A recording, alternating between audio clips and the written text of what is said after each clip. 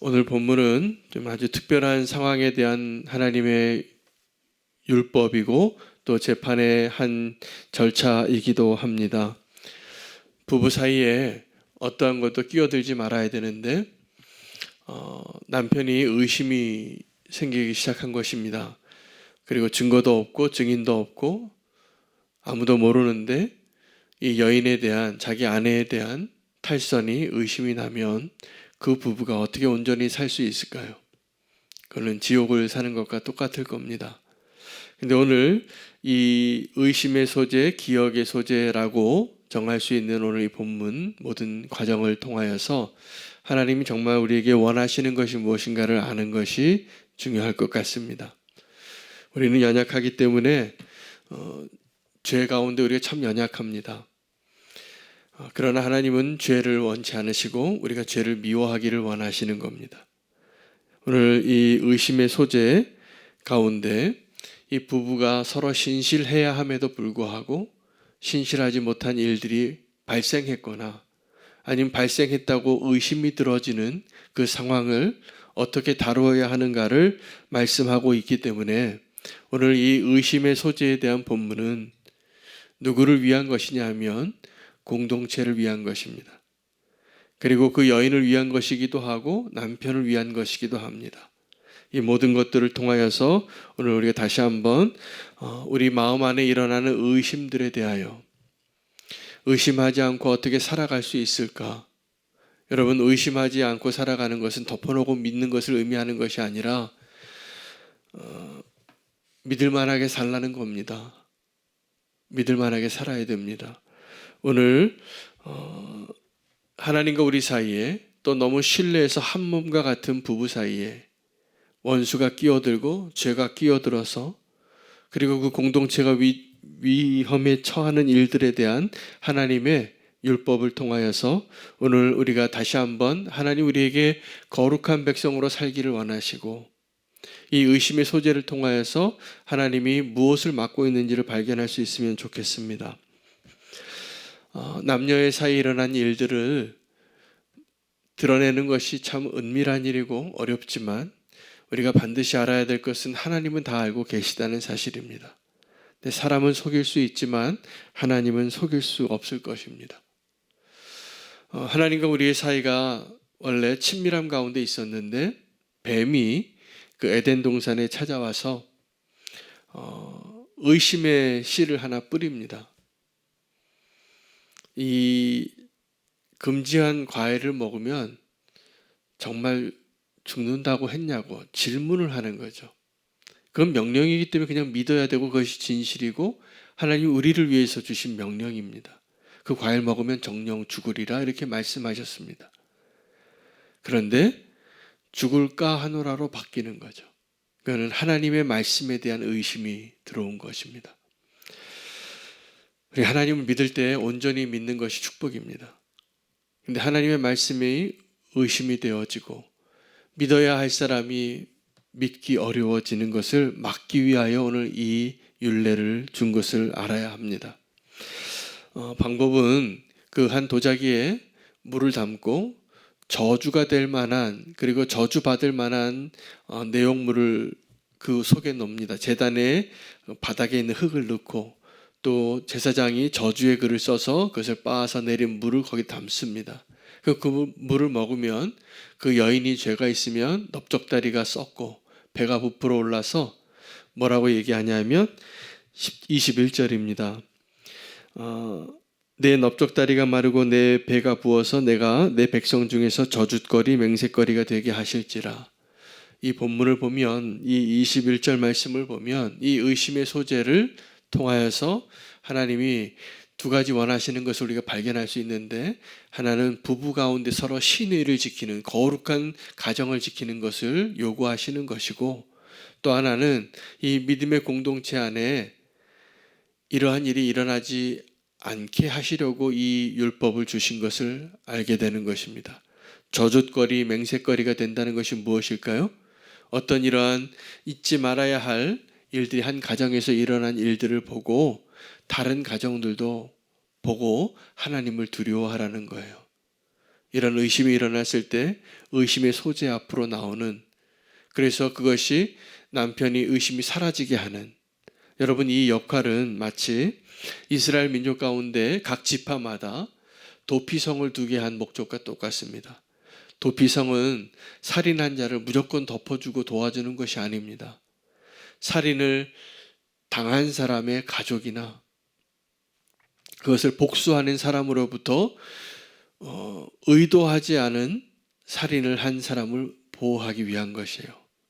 그러므로 도피성은 그 피해를 입은 자나 가해자 모두를 지켜주기 위한 하나님의 안전장치입니다. 오늘 이 의심의 소재도 우리가 하나님의 명령을 의심하지 아니하고 거룩한 백성으로 살아야 하는 우리의 삶 가운데 남편과 아내 모두를 위한 것입니다. 저는 오늘 이 저주에 해당하는 의심의 소재의 그 결과가 정말 일어나는 일일까 생각을 해봤습니다. 여러분은 어떻게 생각하십니까?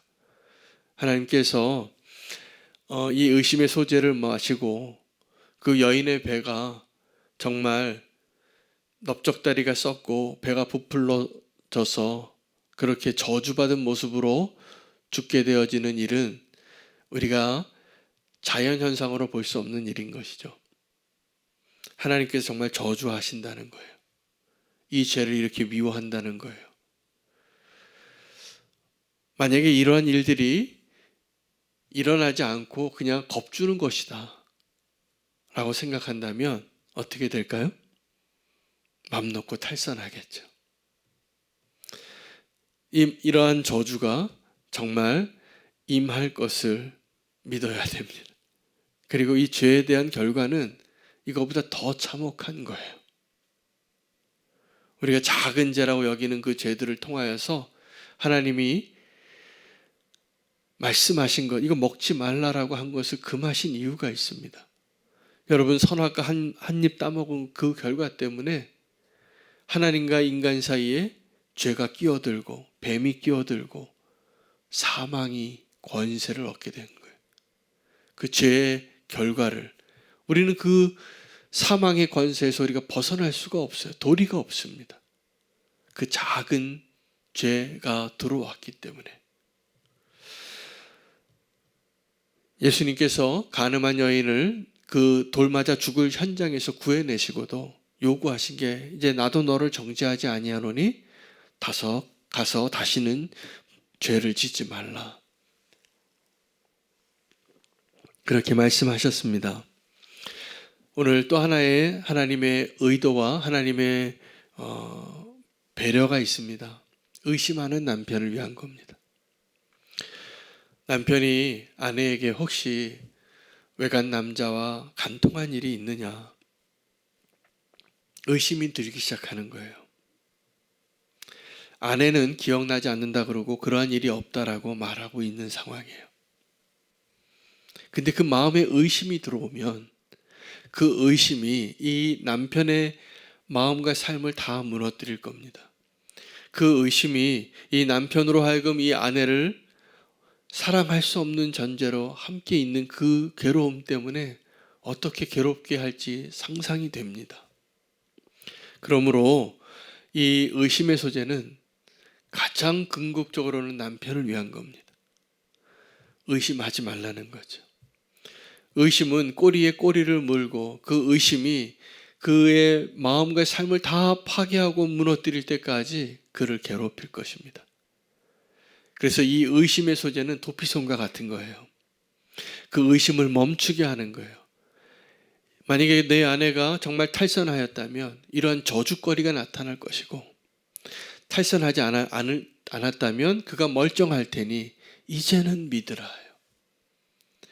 여러분, 도마가 예수님이 부활하신 이야기를 듣고도 믿지 않았습니다. 아마 어쩌면 도마는 정말 잘 믿고 싶어서 의심했을 겁니다. 그래서 내 손가락을 넣어보지 않고는 내가 그 주님을 정말 만나서 내가 보지 않고는 믿을 수 없다고. 그러나 여러분, 정말 믿음으로 살아야 합니다. 그래서 그 도마가 예수님이 그 도마 때문에 다시 한번 나타나시는 거예요. 다시 제자들이 두려워서 문을 다 닫고 있는 그 상황 가운데 벽을 통과해서 들어오시고 그 도마에게 말씀하십니다. 손에 내 손가락을 집어넣어 보라고.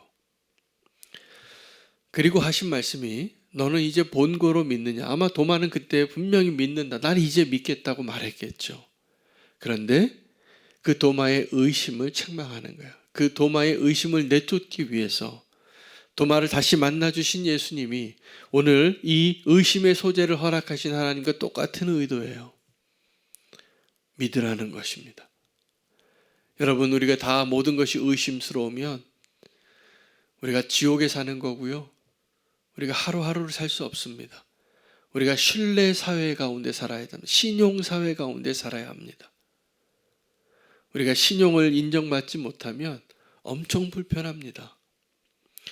후진국일수록 신용사회가 아니에요. 그래서 관공서에 가면 페이퍼가 이렇게 쌓여요. 믿지 못하기 때문입니다. 다 점검해야 돼요. 다 확인해야 돼요. 더 불편해질 일들이 많아요. 내가 믿으면서 살면 훨씬 더 자유롭고 훨씬 더 행복하게 살 수 있을 겁니다. 그러다가 또 사기도 당하고 좀 어려움을 당할 수도 있겠지만 믿어주시기를 바랍니다. 오늘 이 의심의 소재의 대상이 될 만한 사람들이 바로 육체로 오신 하나님의 육체 부모들이었어요. 동정녀가 임신했잖아요. 그의 남편 요셉은 그때 당시에 유대인의 관례 가운데 정혼의 기간을 둔 것은 이 여인이 다른 남자와 밤을 지새우지 않았다는 것을 증명하는 기간이에요. 내가 처녀라는 걸 증명하는 기간이에요. 그러니까 그 정혼 기간에는 절대로 임신하면 안 되는 거죠. 그런데 이 요셉이 마리아와 정혼했는데 그 정혼한 마리아가 배가 불러오는 거예요. 근데 이 요셉은 그 마리아를 믿습니다. 근데 믿지 않았을지도 모르는데 그는 뭐라고 얘기하냐면 가만히 그 일을 처리하려고 하는 거예요. 그리고 성경은 그를 의로운 자라라고 말합니다. 그는 의로운 자라 그 일을 덮어두고 가만히 처리하려고 했다고. 여러분, 우리가 믿음 때문에 손해볼 날도 많지만 사기도 당하고 배신도 당할 겁니다. 근데 믿고 사는 게 축복입니다. 믿고 사시기 바랍니다. 의심하고 살면 지옥이에요. 특히 부부 가운데 그렇고 하나님과 우리 사이에 그렇습니다. 오늘 주님께서 이 의심의 소재의 말씀을 가지고 두 가지를 명령하시는 것입니다. 그 공동체가 거룩해지라는 거예요. 저주거리 그리고 맹세거리가 되지 않게 하기 위해서. 또 하나는 믿음으로 살라는 거예요. 의심하지 말라는 겁니다. 여러분, 우리의 믿음이 흔들리면 우리 구원의 소망이 꺼집니다.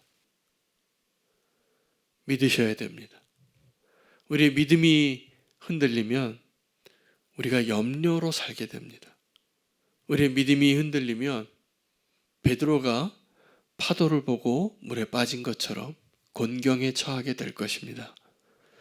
우리의 믿음을 새롭게 해주시기를 구하고 우리가 하나님을 두려워하며 거룩한 주의 백성으로 살기를 결단하며 오늘 말씀 붙잡고 기도하기를 원합니다.